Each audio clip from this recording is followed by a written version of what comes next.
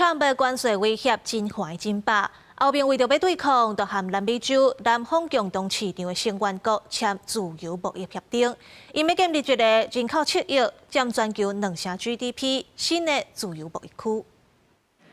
We are creating the largest free trade zone in the world. We choose fair trade over tariffs.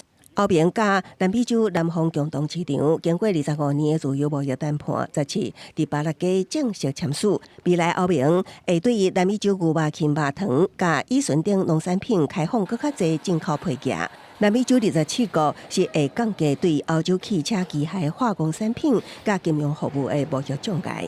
不过，欧盟甲南美洲的自由协定伫欧洲内部争议真大。虽然内容加入环境条文，不过有员方批评监督力度不足。环团更加烦恼组长亚马逊河南的草树啊，农民更加烦恼连价格无符合人道标准的南美洲产品，冲击本地农业，连日抗议。Der Preisdruck ist jetzt schon auf den Betrieben sehr, sehr hoch. Jedes Jahr müssen in Deutschland ungefähr 2600.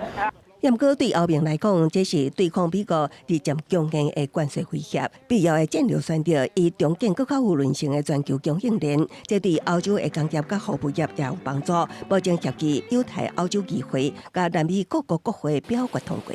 全球伫川普关税压力之下，贸易渐渐走向多极化。伫这前一日，加拿大总理卡尼伫中国也达成重大关税协议，温准49000台中国电动车进口税为100%减到6.1%，来换加拿大的龙虾、毛蟹、荷人豆甲瓜菜籽等农产品进口税率也减到15%。公司新闻徐慧中编译。